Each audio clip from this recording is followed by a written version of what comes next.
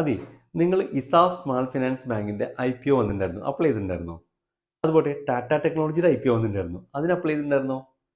ഇനി അതും പോട്ടെ, നമ്മുടെ പോപ്പുലർ വെഹിക്കിൾസ് ആൻഡ് സർവീസസ് ഇല്ലേ, നമ്മുടെ മാരുതിയുടെ ഡീലർഷിപ്പ്, അതിന്റെ IPO വരുന്നുണ്ട്, അപ്ലൈ ചെയ്യുന്നുണ്ടോ? ഓക്കെ, എന്താണ് IPO എന്ന് ഡൗട്ട് ഉണ്ടോ?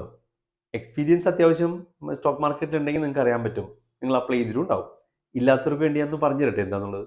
IPO എന്ന് പറഞ്ഞാൽ ഇനീഷ്യൽ പബ്ലിക് ഓഫർ എന്ന് പറഞ്ഞാൽ ഒരു കമ്പനി ആദ്യമായിട്ട് സ്റ്റോക്ക് മാർക്കറ്റിലേക്ക് വരുന്ന പ്രോസസ്സിനെ പറയുന്നതാണ്. എന്തിനാ സ്റ്റോക്ക് മാർക്കറ്റിൽ വരുന്നതെന്ന് അറിയോ? അവരുടെ ഫണ്ട് റേസ് ചെയ്യാൻ വേണ്ടിയാണ്. അതായത് ഒരു കമ്പനി ഇപ്പം നന്നായിട്ട് നടക്കുന്നുണ്ട്, നല്ല രീതിയിൽ ബിസിനസ് ഉണ്ടാക്കുന്നുണ്ട്, നല്ല പ്രോഫിറ്റ് ഒക്കെ ഉണ്ടാക്കുന്നുണ്ട് അത്യാവശ്യം. പക്ഷെ അവർക്ക് എക്സ്പാൻഡ് ചെയ്യാനായിട്ട് ക്യാഷ് വേണം. അങ്ങനെയാണെങ്കിൽ ഇവരുടെ ഉള്ള പൈസ എടുക്കും, പിന്നെ എന്താ പറയുക, ബാങ്കിൽ നിന്നൊക്കെ ലോൺ എടുക്കും.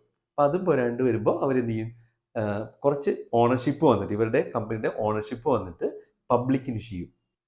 നമ്മൾ ഇൻവെസ്റ്റേഴ്സ് എന്ത് ചെയ്യും, ഈ ഷെയർ വാങ്ങിക്കും അല്ലേ, പൈസ കൊടുത്ത് ഷെയർ വാങ്ങിക്കും. ഈ ഫണ്ടില്ലേ, ഈ കൊടുക്കുന്ന എമൗണ്ടാണ് അവരുടെ ക്യാപിറ്റൽ.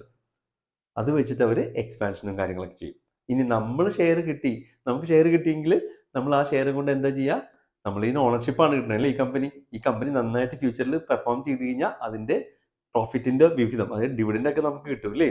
അതേപോലെ തന്നെ ഈ കമ്പനിയുടെ ഷെയർസ് നമുക്ക് മാർക്കറ്റിൽ ഭയങ്കരമായിട്ട് കയറുകയാണെങ്കിൽ ഇമ്മീഡിയറ്റ് പ്രോഫിറ്റ് ഉണ്ടാക്കാൻ പറ്റും, സെല് ചെയ്തിട്ട് പ്രോഫിറ്റ് ഉണ്ടാക്കാൻ പറ്റും അല്ലേ. വേറെ ആൾക്ക് കൊടുത്താൽ മതി അല്ലേ. അതിന് കൊടുക്കുന്നതിന് വേണ്ടി ഈ സ്റ്റോക്ക് മാർക്കറ്റിലേക്ക് ഈ ഷെയർ വരണമല്ലോ. അപ്പോൾ IPO കഴിഞ്ഞിട്ട് ലിസ്റ്റിംഗ് പ്രോസസ്സ് ഉണ്ട്. ആ ലിസ്റ്റിംഗ് പ്രോസസ്സിലൂടെ BSEയിലും NSEയിലൊക്കെ ഈ ഷെയർ അവൈലബിൾ ആവും. അപ്പോൾ നമുക്ക് ഈസി ആയിട്ട് ബൈയും സെല്ലും ചെയ്യാം അല്ലേ. നമ്മുടെ കയ്യിലേക്ക് IPOയിൽ കിട്ടിയ ഷെയർ വേണമെങ്കിൽ നമുക്ക് മാർക്കറ്റിൽ വിറ്റ് കളയാം. അപ്പം ഷോർട്ട് ടൈമിലേക്കുള്ള പ്രോഫിറ്റ് എടുക്കുകയും ചെയ്യാം, അല്ലെങ്കിൽ ലോങ് ടൈമിലേക്ക് കീപ്പ് ചെയ്ത് കഴിഞ്ഞാൽ അതുമായിട്ട് related benefits like corporate actions, like bonus, right issue, അതെല്ലാം കിട്ടുകയും ചെയ്യും, ഡിവിഡൻഡ് എല്ലാം കിട്ടുകയും ചെയ്യും. അതാണ് അതിൻ്റെ അഡ്വാൻറ്റേജ്.